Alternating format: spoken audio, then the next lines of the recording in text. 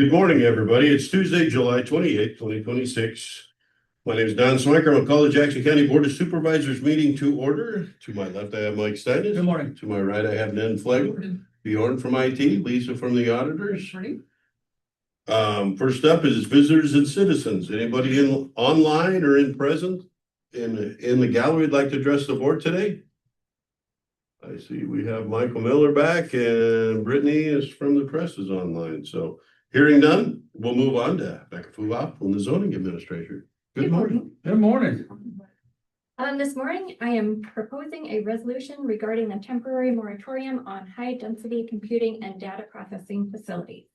I'm not asking the board to take formal action on the resolution today. I wanted to introduce it, explain what is being proposed, and give you an opportunity to review it before I bring it back for consideration and possible adoption next week.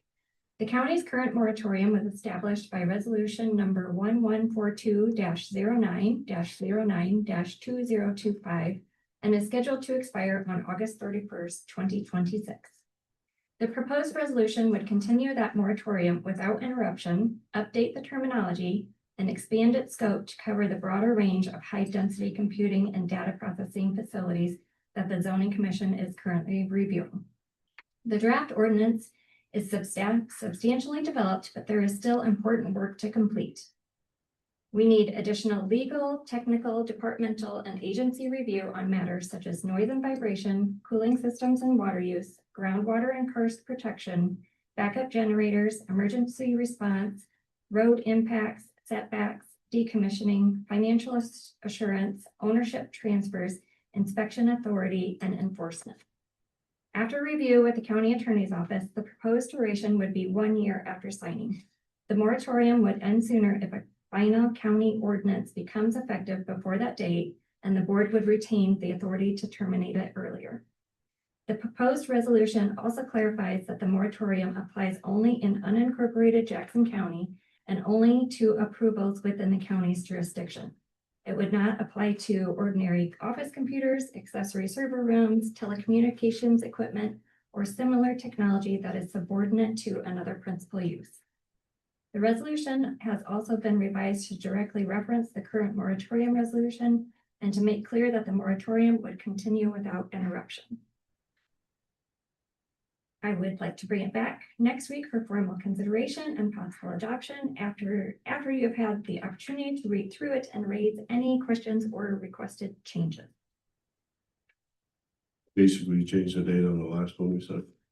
For the most part.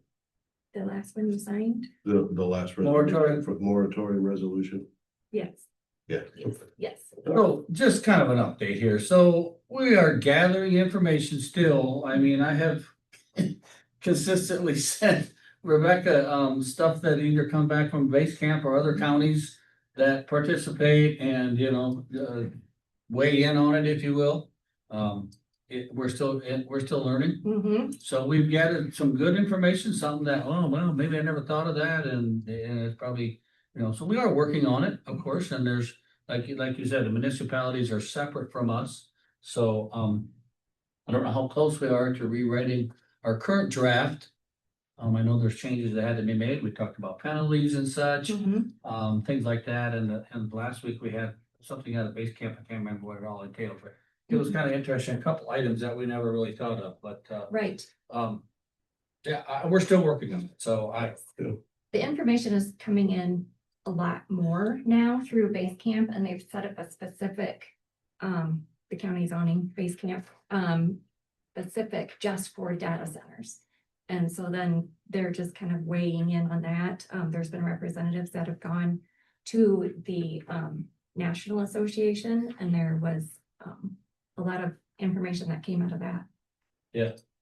No, I mean, so again, it's very complex, but every day, if you want to read an article, you can open the paper and read an article about it. So, I mean, it's widely talked about, and where we go from there, I guess we have to be known. But Well, it seems like this sector of the economy is ever evolving, and it's hard to write an ordinance for something that's constantly changing. It'd be like mapping the desert right now.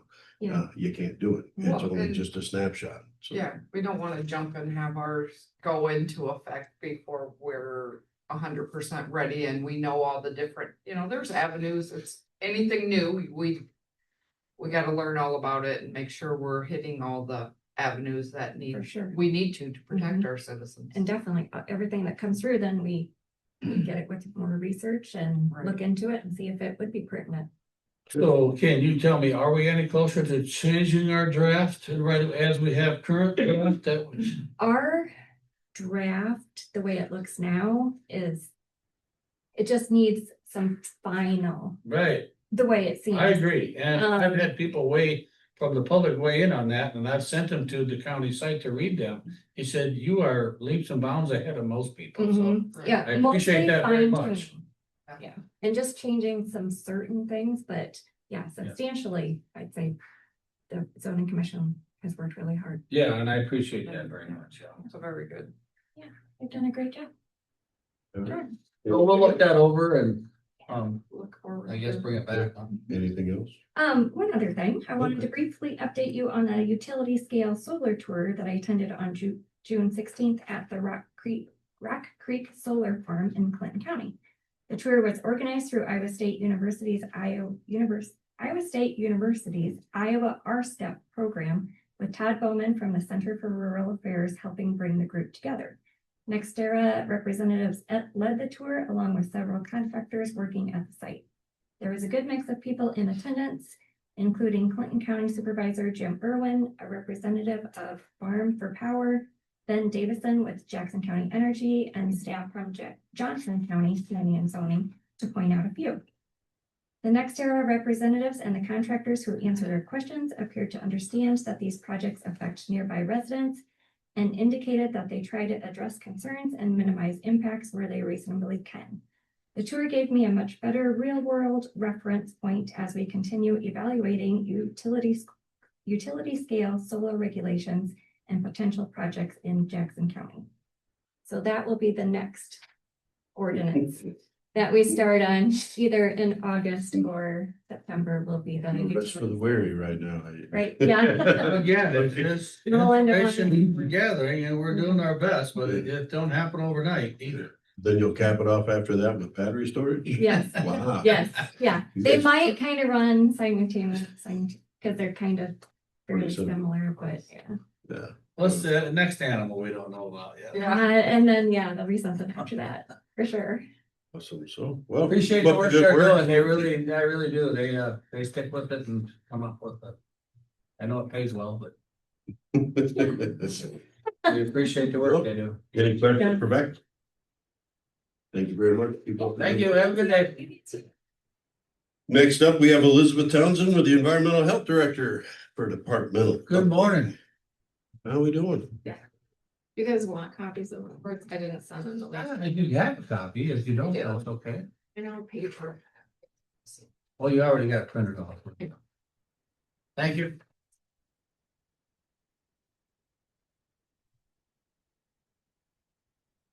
Okay, so, on July 12th, the new revisions to the Iowa Administrative Code, Chapter 69 went through. I haven't had a chance to review the revisions, and the DNR has a meeting set for the sanitarians across Iowa today, just so that they can give us their full interpretation of the new revisions and what they would mean for us. So I did put a few kind of baselines in there. I do know that it's going to have some revisions for the time of transfer inspections. The CTS systems, so that's proprietary treatment systems. We've been calling those like ATUs, but they've changed the name for that. And then some flow equalization. So I know some of like the subsoil absorption, bed sizes have changed for certain systems. So I'll be getting more information on that today. GIS mapping and digital records. So currently what we do for our mapping for our septic systems is pretty archaic. So I go out to a site, do an inspection and try to draw up a map to the best of my ability. Or we have the contractor put the map together and send it to us. And we get quite a few map requests and they look like a kindergartner drew them. So So I met with a company called Traverse PC. And they have a company out of Sweden where they have partnered with to, it's a GPS piece of equipment, so it's very modernized. It works well with Traverse PC, and you go out to the site, GPS everything, the well, and then it puts a really nice map together for you, and it can be put on the beacon layer. It just looks really professional, and I feel like what people are paying for their permits, and what, us as a county, that we should be providing them with, a map of their septic system that is very accurate.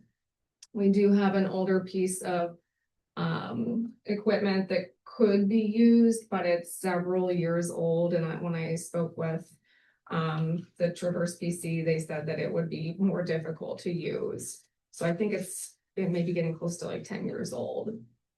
I remember when we got that, I don't know that it ever come out of the box, to be honest. I think it did. I think on the previous administration prior to me they did some mapping over at like the Leisure Lake or something like that. So it was like used for wells. I think they had an intern that may have used it. Yeah. I had tried to go in and like figure out how to use it, but I couldn't, there was no manual for it, and to use it with the technology that's out I there. remember today. last, there was something missing from it. Yeah, there's something not right. I tried contacting the company, and I was like, we need to have something like with our wells and the septic, just so we know exactly where everything is. So are you talking just specifically on new systems to mapping and stuff like that? Cause I've seen a lot of them old ones back from the 70s, when they draw the picture and the tanks here and the. Yes, the- that's how they still are. I So- know it. And it's like we try to tie the measurement off of a building or this or that, but that stuff changes over time. People tear buildings down or they add additions on, and it's like sometimes you just can't find So things. this is interesting because in, I'll bring this up, but in the real estate industry, they have this new thing that's called Cuba Casa. And if you walk in, you just kind of walk around and it will, That's exactly what this it will is. draw this diagram for you and basically walk you through the house without saying a word. And it's just like, it'll document it. Yeah, so basically what it is we'd be purchasing Traverse PC with this piece of equipment that they've partnered with from Sweden. So it's a very modern piece of technology, and so basically I would go out to the site. We have some revisions in our new ordinance. So like if a site is somewhat covered up by the time I get out there for the inspection, they'll be required to have markers at every point of that leach field, so that I can still go through and GIS everything. So like go ahead. So this is just like a app though. No, so this is on No, Traverse. this is what I'm talking about, like, Oh. and it's amazing. So Traverse PC is it's it's a platform, but then you purchase the equipment to go with it. So Okay, well, I'm just saying, do we need that extravagant, or can we use an app of some kind like this that's used in the industry? this is gonna be the most accurate. For how long? Traverse PC has been around Yeah. for a long time. So I'll just give you an example. So like when you go and get like a survey done, you know what those maps Yeah. look like. This is going to look like that.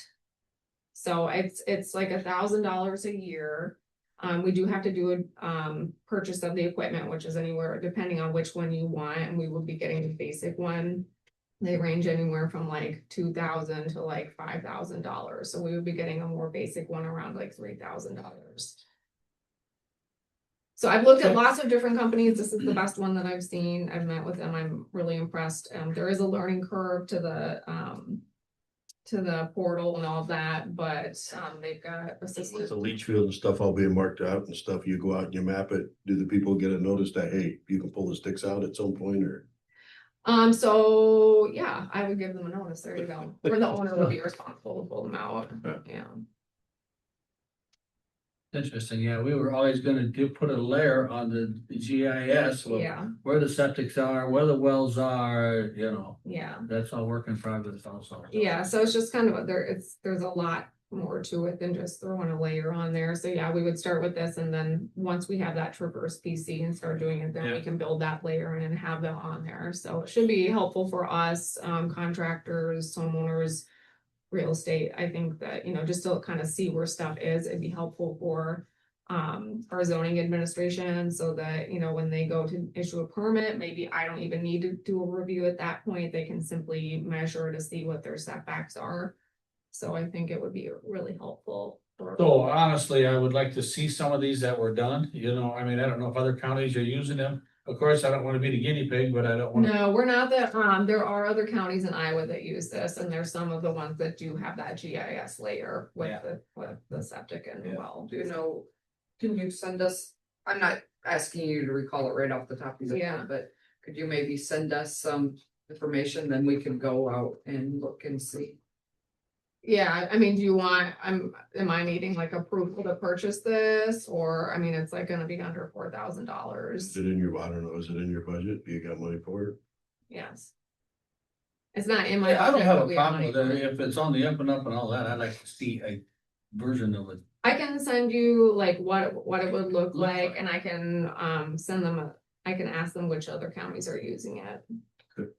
Cause if this is an open system, when you go do this, correct, am I getting this right? I mean, it's still being installed and you're taking a video of it or something, or taking, So some of them have a video, we're not buying the one with the video. okay? So so you purchase the Traverse PC, it gives you the platform, you can do all sorts of stuff on there more than just this GIS like mapping on it, but that's why we are purchasing it. And then you get the equipment and you go out and it goes to your Traverse PC, and then you can go in and do all sorts of stuff. So you can even go as far as doing design for a septic system. But I don't think we're gonna be doing anything like that. But if we needed to, we could say this is where it's going to go. This is like the proposed area to a T. So this basically, this piece of equipment will give you It's just. I'm gonna say GPS It's location just of the each of GPS these equipment. points. Yeah, it's just the GPS equipment. So you're getting the Traverse PC, it's $1,000 a year, and then you're buying this equipment now. It's like, they have several different versions of it. One of them does have a camera, which is more expensive, but when I met with them, they're like, you don't really need that, and it'll make it more complicated. I mean, we could purchase that, but I think that, I mean, this is a big step up for us, just with the smaller piece of equipment. Okay. So, but I will get that information for you and send it over, but I haven't made the purchase yet, and I met with them maybe like 3 weeks ago, but I would like to move forward with it.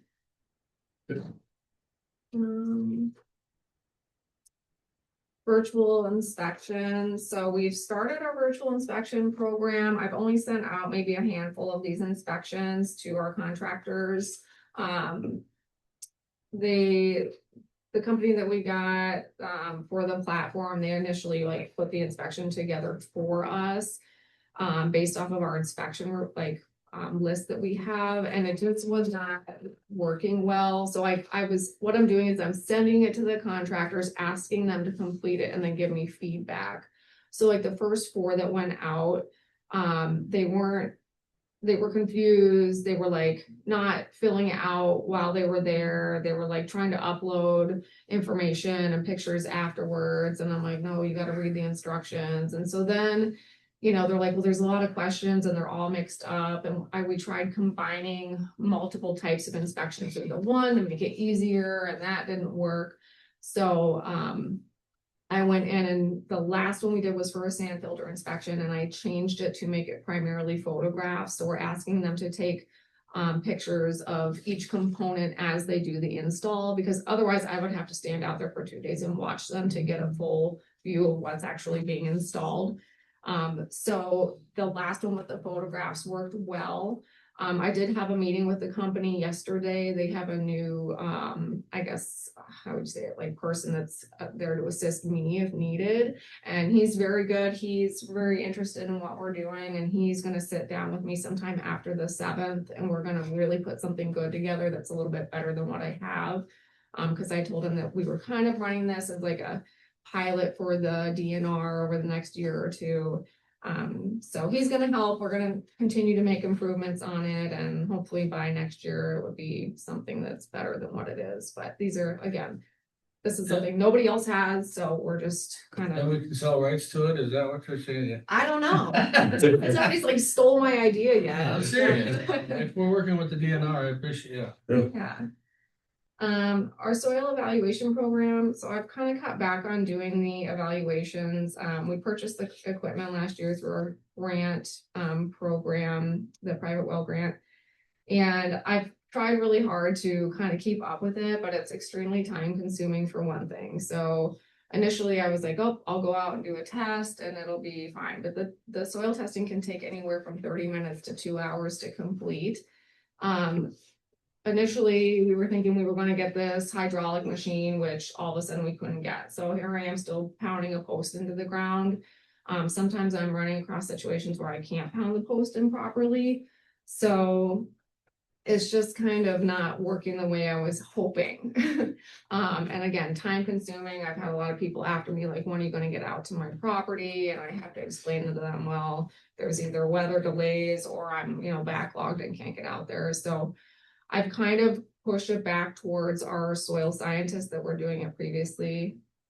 It doesn't mean that we still can't do them. Soil reports are generally good for 1 year. So like, if we had a soil analysis completed by the third party company and the owner did not get the chance to get anything completed yet, like, I would be willing possibly to go out and do that evaluation for them. We already know we've had an evaluation there, but they would just need that second one. So that's kind of where we're at. Like I said, I'm kind of bummed. It was kind of a nice revenue coming in for us, but I don't know that I was able to. I don't know I've fully been able to provide the service the way that I wanted to, without that hydraulic machine. So, anybody disappointed like I am, or you guys don't care? Maybe. Yeah, kind of, Yeah. I was expecting to see you fly around with that holding on to that. Well, we just took some pictures. Okay, so then our private well grant, I think I might have told you guys the last time, so maybe not actually. So we just wrapped up our last year. I'm actually wrapping up this week. It needs to be submitted in by the end of the month here. We spent almost all of the money except for like $250. So we did really well. So we went through $65,000 last year. This was quite a bit. Cause we spent our money plus some. Yeah, so we spent our money, which was like 45,000, and then we asked for an additional 20,000. So we used almost everything. When we got our contract back for this year, there was an obvious large reduction in the amount. So the last few years, historically, it's been between 40 and like 50,000, and now it's down to $30,000. They did the contract for like 3 years, so for the next 3 years, we're only going to be getting $30,000. After that, it basically says that we don't know if we're going to get anything. So I don't know if they're like phasing it out or what's going on, but I guess with that reduction, I tried to go make some changes. So I wanted to focus on our PFAS testing, because the Mississippi River was found to for sure have that forever chemical in it.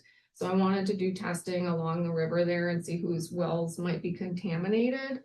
So I had sent out newspaper ads saying that we were making changes to what we were doing with the grant funds this year.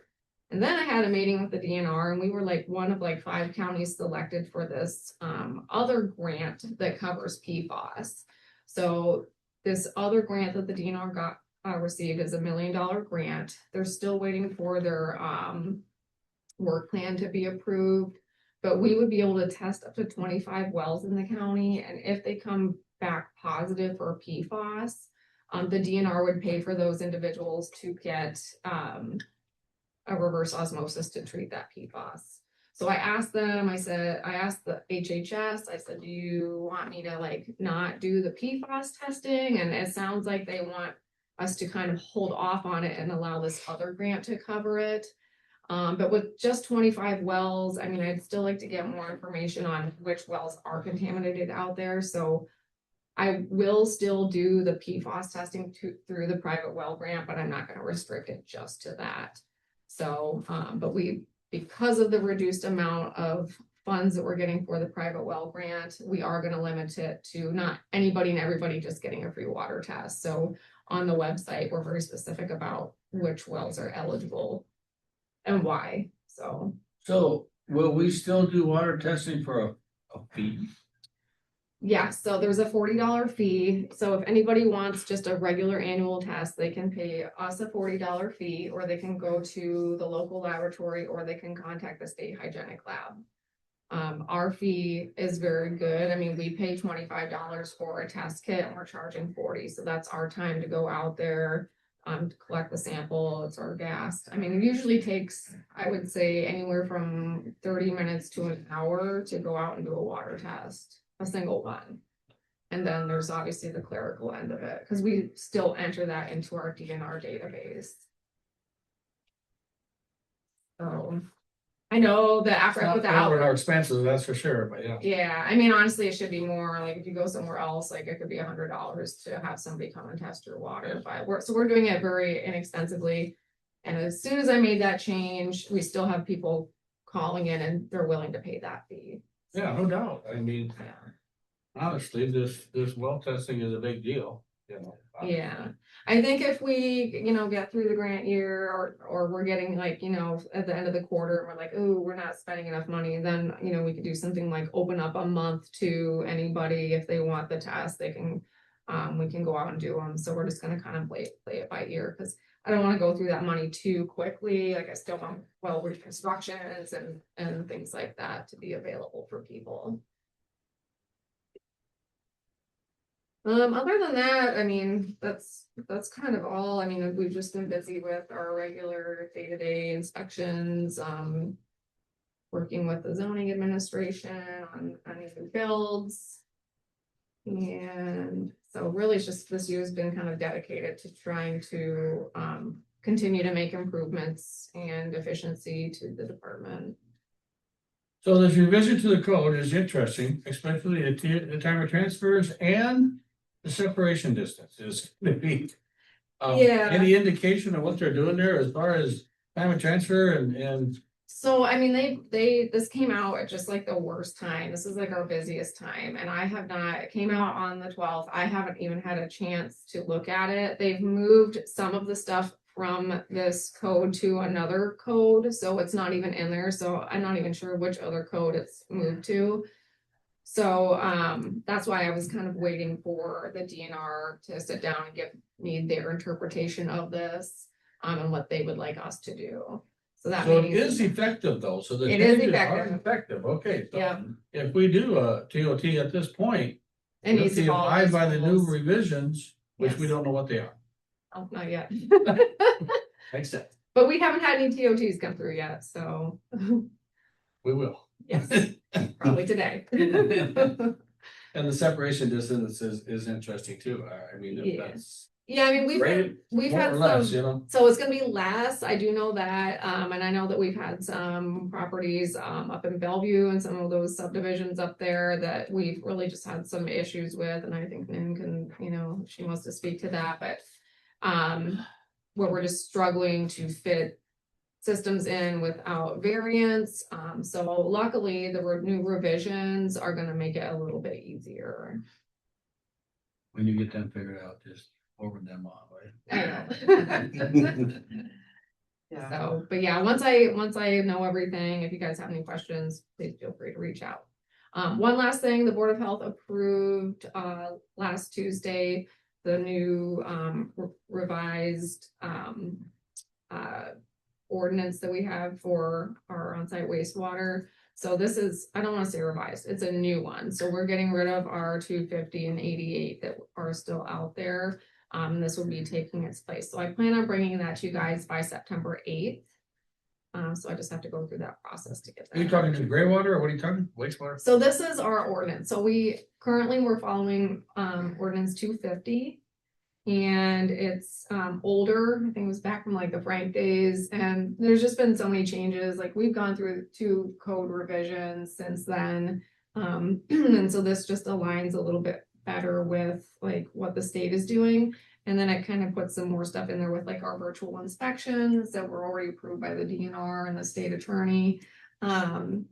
It adds some other things in there for just locating septic systems and making it a little bit easier. It talks about our mapping, making that more clear about what we're looking for. So it's much better than what it was. So I'll be bringing that to you guys. I will send you copies of that so you can review it before the 8th. And if you guys have any questions or anything, please feel free to reach out. Will do.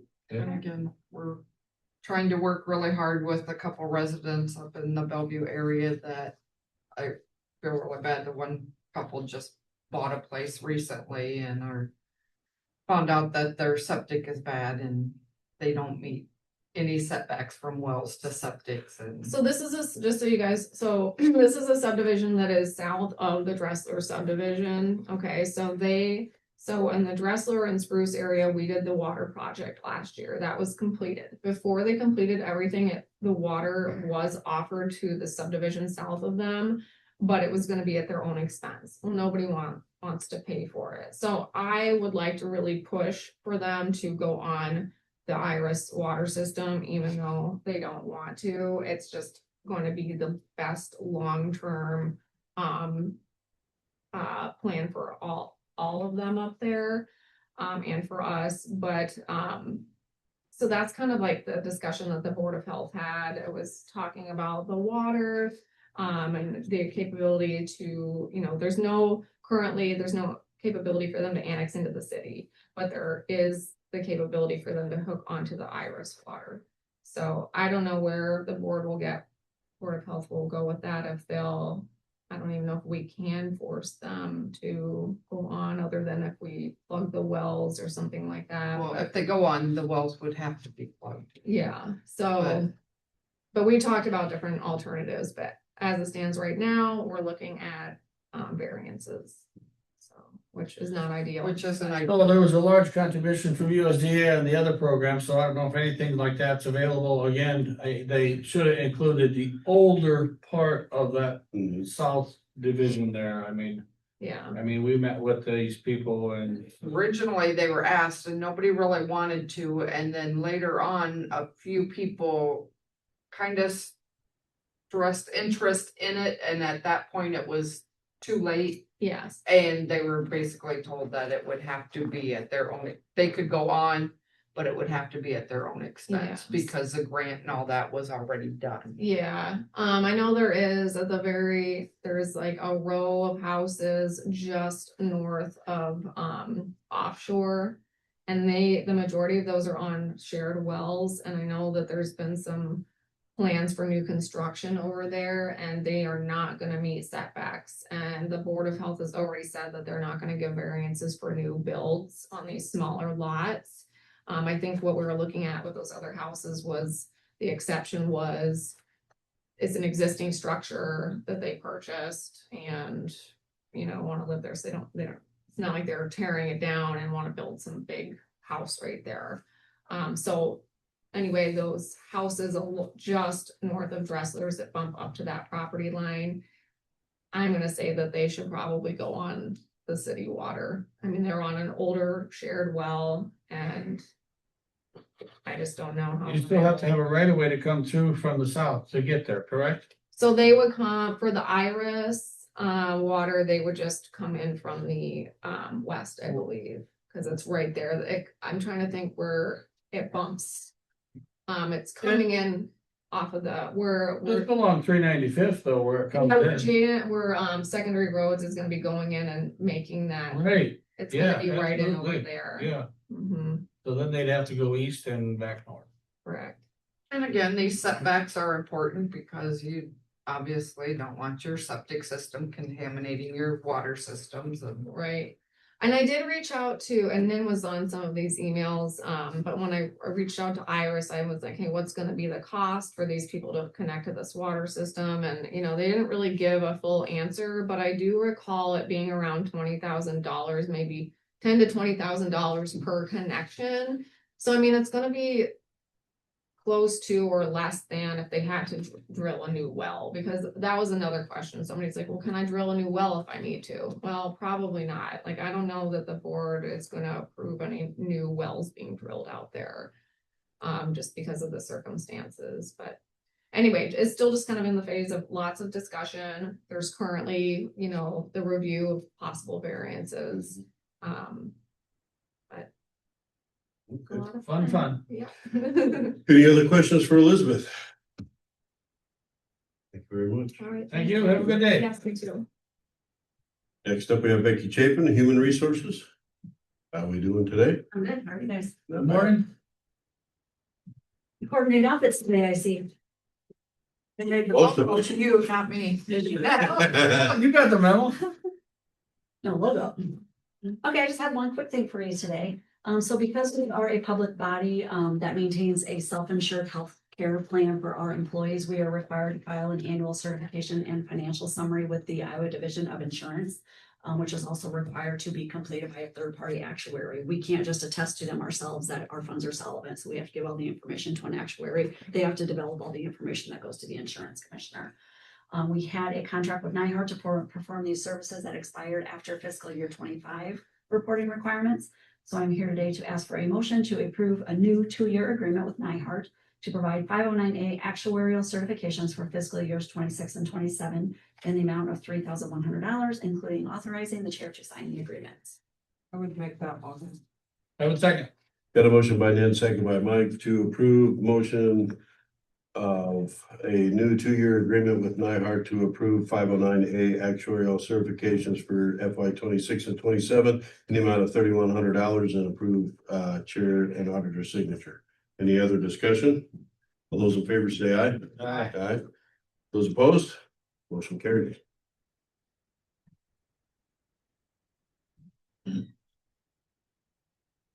All right, Thank you. yep, That's all I have. All right. all right, Have a good appreciate it. day. Any questions for Becky? No? All Right. right, Jaden Shekel with the county engineer's office. You're up. Morning. Good morning. Let's see. First thing on the agenda are a couple utility permits. The first one is for MediaCom. Just to do an underground boring of fiber along the east right of way of 18th Avenue in the Van Buren Township, section 29. Since it's right at the edge of the right of way and they're boring, our department sees no issues, so we recommend approval. So move. I would second. Got a motion by Mike, second by Nan to approve a utility right-of-way permit for MediaCom underground fiber boring on 418th Avenue, Van Buren Township, section 29. Any other discussion? All those in favor say aye. Aye. Opposed? Motion carries. Next is another underground fiber boring. This time it is for Windstream. It is along Sebring Ridge Road in the Bellevue Township of section 13. It's just as it leaves, most of the work is occurring in city of Bellevue city limits, but it will extend just to the west city limits along Sebring Ridge Road to our county portion. And it's really as it goes a portion of the way up the hill of Sebring Ridge for those of you that are familiar with the area. So they are proposing to bore at the edge of the existing east right of way, which see no issues with. The only thing is, given the terrain and the no shoulder existence of that roadway, I have noted in the permit that they shall be required to perform the appropriate traffic control measures in accordance with the Iowa DOT traffic control standards. So whether it's limited to a 1-lane closure and signed appropriately or whatnot, just so that way, I know they should be working off in the ditch, but there's no shoulder. So for one of their trucks or equipment's parked in the lane, just knowing the limited sight distance and everything with that road. Did you say east of the Sebring Ridge Road going up the hill there? On the east side, yep. And then they're going under again when they get to the top?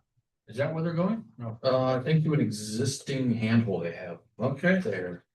okay. And that's where the riprap situation was a couple years ago or a year ago? They're going under? Do we have a minimum depth that they have to go?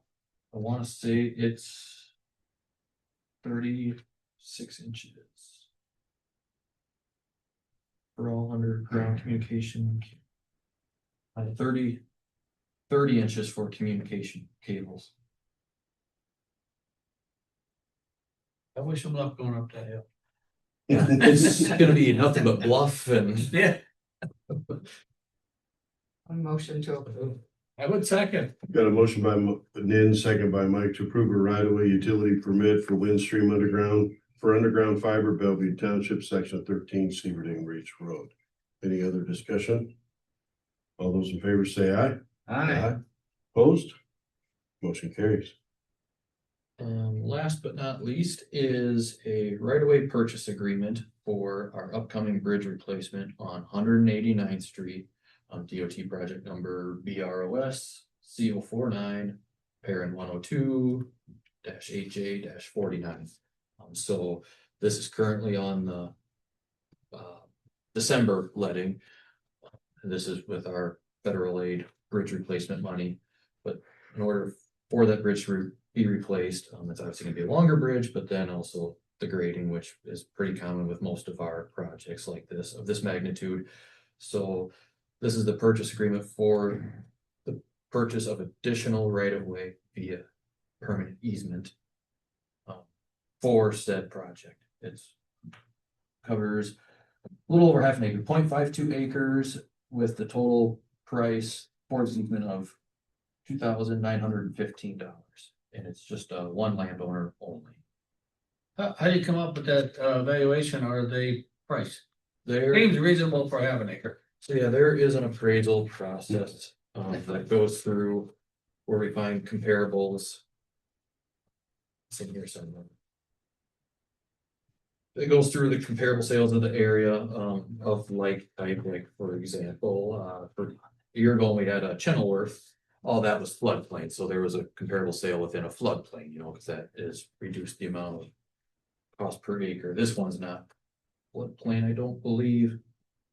But there is a process, I can send you. No, that's all fine. it. I mean, I thought it was reasonable, so yeah, I would make a motion to approve. I would second that. Got a motion by Mike, second by Nan to approve chair and authorize chair signature on the right of way. Purchase of 0.52 acres for the 189th Street Bridge Replacement Bridge Project BROS CO49. From Clifford Nielsen and Cheryl Nielsen Revocable Trust for $2,915. Any other discussion? All those in favor say aye. Aye. Opposed? Motion carries. So then, with that, then once the check gets issued, we have all the easement already prepared that will get recorded for such, document that, and we can continue on with our project for the December letting. For that. Updates? Yes, see, Bernard Road is very nice. it is, yeah, that's quite the improvement. They are working on, they're paving the shoulders yet on the north end of the project towards Moorheads and Crabtown Bridge. I don't know if they're probably wait till tomorrow, because with Moorheads access, they gotta do it in phases, do part of it. Once that cures, you can drive on it, and then they do the remaining half, so they're finishing up that. Next week for Bernard Road, they're planning on doing all the core out and pavement put back for the intersection with where it intersects E17. It won't get into E17, but as Bernard Road approaches at that intersection with the radiuses, work on that next week. There's the Chevron signs will start going up on the curves either this week or next. There's a culvert line that'll happen yet, but Are they gonna cut the little rumble strips and stuff in it and yep, they'll do that once all the they'll do that at the very tail end of the project, just prior to a pavement markings getting put down. That's center line too, Rob? Center line too, yep, center line and shoulder. Well, it appears you could just do that while you're pouring, but They were able to pour as you are traveling, what would it be, southbound on Bernard Road and approaching E17. As they were pouring that back, they were able to cast in the transverse rumble strips as you approach stop sign. They were able to cast those in, but along the shoulder and center line, no, that's always diamond grind after the fact. But yeah, it's they just ran the profilometer. It's a device that checks the profile of the road for smoothness. I haven't gotten the results of that, but I wouldn't be surprised if there's some corrections. That's pretty typical, which maybe just amounts to a little bit of a grinding, but seemed pretty smooth to me. yeah, I was pretty happy with it. So road should last. It was looks good so far. Big improvement. Chenoweth, they did not get the beams delivered last week because they were still having issues with the river. So it's planned for Thursday and Friday of this week for the beams to come in. So Cause again, they gotta work their way into the river and, you know, as it gets choked down, it increases rapids and whatnot, and bring their trucks in, 'cause they're 120-foot long beams that are coming in, so. They'll have to have a tent bridge for the truck that's hauling the beam, so he can drive into the site and drive out and set cranes. Closer to the river, so that way they can lift the beam up from the truck onto the piers. It's a very, I don't know. I don't know words. Yeah, it's there's a lot. Great stuff from that long down the road, you know. Yeah, so there's a lot that goes into just placing the beam, so they're getting that raised, but that is planned for this week. And reclaim, we have 2 And crews. they're on schedule, though, is that correct? Oh, yeah, they still have plenty of days since, you know, this winter, when it was shut down, it was free days. So they still are good on days. I don't know yet of when it's expected to open. It might be pushed back. Originally, they were thinking, you know, end of September. Well, that may not happen. It may get pushed back later just because of Coca River seems this year that it's flooded more than it has in the last couple of years combined. But they also started earlier. During the winter, yes, but those were free days. They don't get charged those days for working in the winter. Working days didn't get charged until by DOT spec, I want to say it was April 1st, I think. So all the days prior to that was free work. Right, but you would hope they were a little ahead of schedule and, Mhm. you know, with the. Oh, as far as that goes. Yeah. You know what I mean? Yeah, so at least I don't see them running short on days yet. But, and when the river was low and they really couldn't do any work, there were days not charged because they couldn't. When everything else that was done outside of the river, when there was no other work that could get done due to the river being flooded, they don't get charged days because. Understandable. But yeah, it's going well. Beams again should show up this week. Then reclaim, we got 2 crews going again over by the Preston Green Island area. There's a crew, and I believe there's a crew over on the east side of the town here as well. So that's going good. We've been getting some rains that have helped a little bit, but it was hot the last few days. Last couple of weeks. But they've been going and everything's going good yet on that note, so. Trying to think if there's anything else. That's all I can think of anyway. Unless you guys have any questions. Oh, across the Springbrook Bridge too, that's Looks good. a nice. Yeah, big improvement there. Cool. Oh, I did, the CHBP grant that had included Moorhead Bridge and the 407, that DOT did submit that over the weekend, so. It's expected to know sometime by the end of September whether or not an award was, or what the determinations are of awards for that grant, so fingers crossed, but that was submitted this past weekend. We're trying, you're trying. Yes, Exactly. so they have noted to us to continue with project development. So don't know if they have some indicator or high hopes, but do as they say. Do it again. So, Appreciate it. Yep. Thanks, Have a Jen. good day. Next up. Lisa, the county auditor. Good morning. Morning. I need a motion to approve the July 21st, 2026 meeting minutes as written by Auditor Smith and authorized publication in the official newspapers. I'll make that motion. I would second. Got a motion by Ned, second by Mike to approve the minutes of the July 21st, 2026 meeting as written by Auditor Smith and authorized publication in official newspapers. Any other discussion? All those in favor say aye. Aye. Opposed? Motion carries. Need a motion to approve and authorize the auditor's office to issue warrants in the publication of the claims listing in the amount of $691,718.90. So moved. I would second that. Got a motion by Mike, second by Ned to approve and authorize the auditor's office to issue warrants on the publication of the claims listing in the amount of $691,718.90. And for the record, there were some pass-through commitments and RPA money. There was the emergency management money. There was for the fair board. We paid $63,000 in voting machines. There was about $100,000 in rock. There was $160,000 plus in pavement markings. Internet Solutions was about $80K. So there was just a lot of payments and annual commitments and pass-throughs and things like that. So any other discussion? All those in favor say aye. Aye. Aye. Opposed? Motion carries. That's all that I have for the board today. Anybody have anything for the good of the meeting? As we all know, we had a little incident with the waste authority again, and we're up and running, wide open, we're good, we're open, the very next day, so, next morning, so again, work in progress, it's very unfortunate. But, Yeah, thanks for the people that saw it and called it in and we got there in time, so, and there wasn't a lot of stuff there, so I think that helped and. evaluating again, process, they have a board that they are run by, so, again, they're evaluating everything. It's a ECIA meeting, we had a board, executive board and a council meeting last week. Everything went, well as far as grants goes. Of course, I don't know if you've gotten the emails, of course, about the rebranding, they got a new logo. The rebranding thing is about completed, they're doing a lot of outreach with that.